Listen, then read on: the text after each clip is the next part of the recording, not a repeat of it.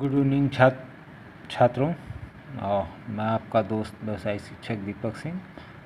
और हमने जैसा कि पिछले वीडियो में इंट्रोडक्शन में लिया था 5वें पेपर को, इसमें कुछ रंगीन टेलीविज़न के बारे में मैंने आपको बताया था। तो क्लास तो अब चल ही रहे हैं और अपने क्लास हम लोग के 12:20 से 3:20 का टाइम है, जिसमें व्यवसायिक शिक्षा का, और उसका टाइम टेबल भी ग्रुप में हमने आपको दिया ही है। और इस बार पिछले वीडियो में मैंने आपको बताया था कि कोई लाइक सब्सक्राइब शेयर वाला ये चैनल है भी नहीं, और हम लोग को सीरियसली इसके अंदर बिना, क्योंकि आज तक का कोई रिकॉर्ड ही रहा है सारे बच्चों का, आप पूछ भी लें रजनीश यादव राजभर लेटेस्ट या 94 के सदन राम के वीडियो से, तो नकल की आवश्यकता रही नहीं है।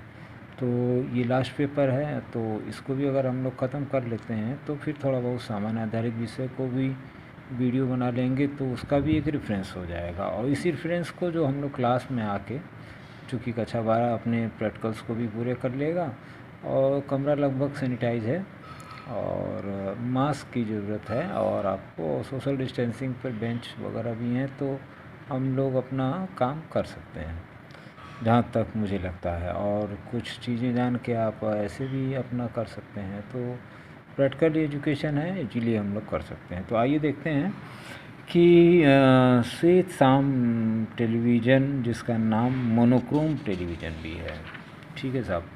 तो श्वेत शाम टेलीविज़न अथवा मोनोक्रोम अगर कहा जाए तो आप एक ही समझिएगा, और इनका अर्थ वही है। टेली का मतलब दूर और विज़न का मतलब दृष्टि, तो इसीलिए दूर का दृश्य देखना टेलीविज़न कहलाता है।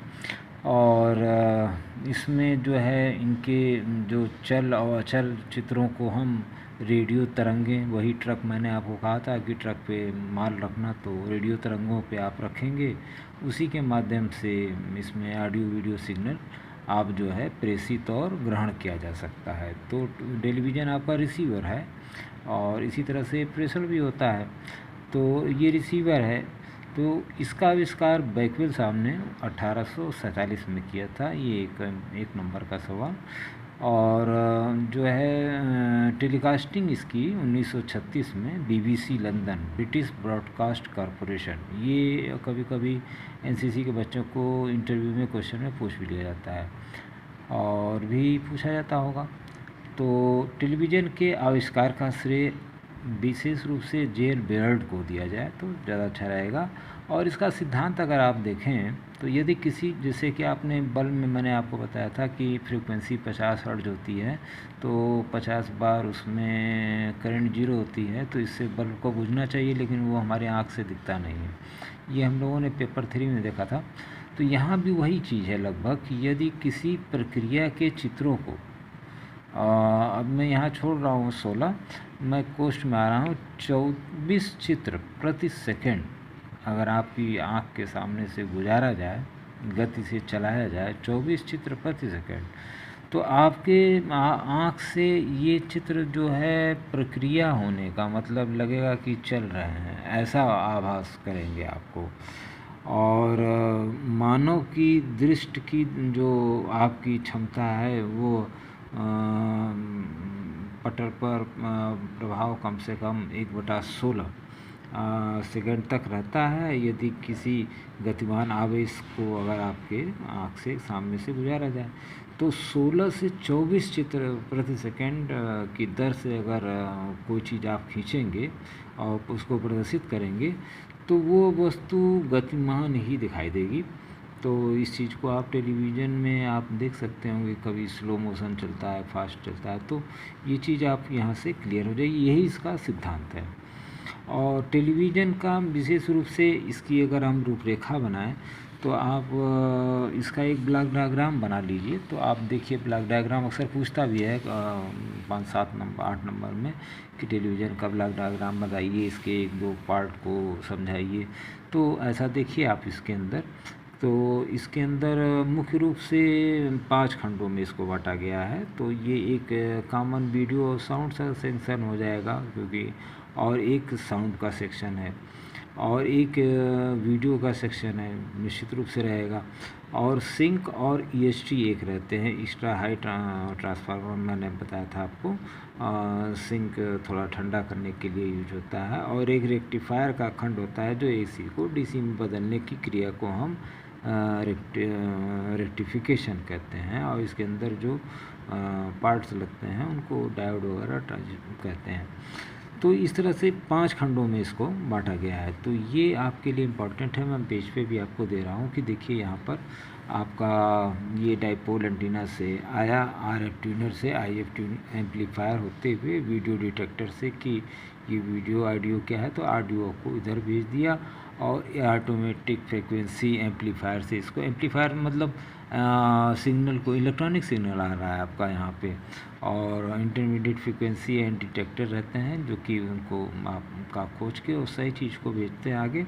और लाउड स्पीकर का सिद्धांत आप जान ही रहे हैं कि इलेक्ट्रॉनिक सिग्नल को ध्वनि सिग्नल में, तो यही करते हुए उस सिग्नल को एम्पलीफाई करते हुए, ताकि मजबूत बनाते हुए और सही ढंग से दे, ताकि आपका टीवी का जो चाहे मोबाइल का स्पीकर या ईयरफोन का ही हो तो ख़राब ना लगे। और वीडियो डिटेक्टर आपका है, तो वीडियो डिटेक्टर में आपको ये वीडियो एम्पलीफायर आपका हुआ, और पिक्चर ट्यूब जिस पर आप देख रहे हैं, इसी के साथ EST लगी रहती है, क्योंकि इसको हीट करना रहता है, तो एक अच्छा वोल्टेज की ज़रूरत होती है, आगे हम पढ़ेंगे। और सिंक्रोनाइजिंग करना भी ज़रूरी होता है कि जो है आपके सर्किट से, और इसको उस तरह से यहाँ से भी इनपुट दिया जाता है, 2 तरह से इनपुट मिलता है, तो इलेक्ट्रॉन इसके ऊपर रन करते हैं, तो वो आपका चित्र बन जाता है।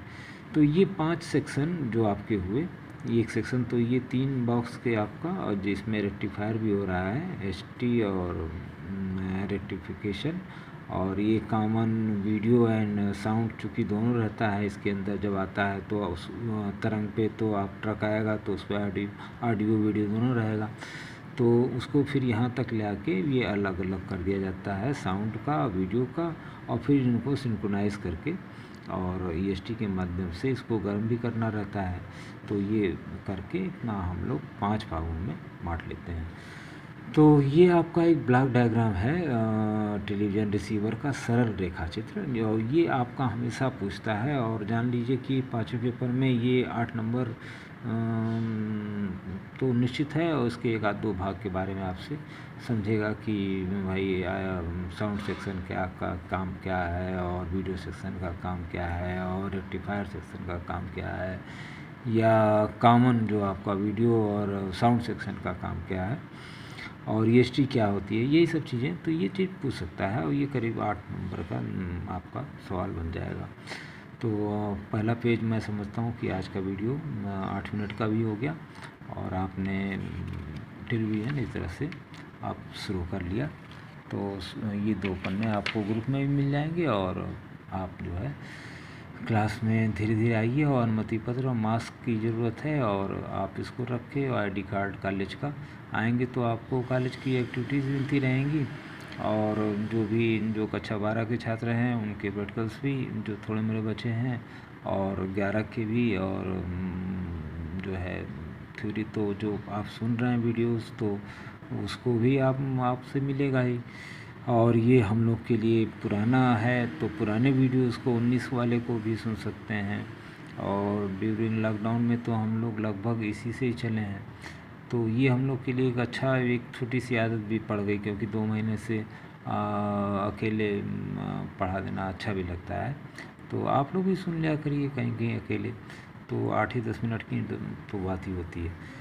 तो ये कहीं ना कहीं आपको अगर कोई कन्फ्यूज़न हो इसमें, तो कि नहीं साहब 5 खंड है, तो इसमें अगर आया तो ये चित्र हम बना लेंगे, ऐसे बनाएंगे, हाँ साहब कैसे बनाएंगे, तो या RF ट्यूनर लगाएंगे, एम्पलीफायर लगाएंगे, फिर एक ठो खोजी आदमी वीडियो वाला लगाएंगे कि ट्रक से माल उतरे तो साउंड इधर जाए और वीडियो इधर जाए, तो बड़े आसानी से इसको समझते हुए, और हम लोग इस ब्लॉक डायग्राम को ये निश्चित आता है, और ये आएगा, इस बार भी आएगा, तो कक्षा 12 के लड़के और इसको ज़रूर समझें, और जो 11 के होंगे तो 12 में उनको ये चीज़ पढ़नी ही पड़ेगी।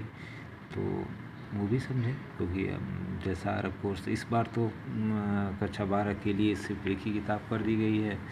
तो मैं बहुत लोगों के पास और भी किताबें हो सकती हैं, लेकिन मुझे तो ये पिछले साल बहुत काम की थी और इस साल भी वही है। तो NCERT पैटर्न पे बनी हुई है। तो मैंने थैंक्स छात्रों अगेन, ज़्यादा नहीं, और क्लास में आए आप।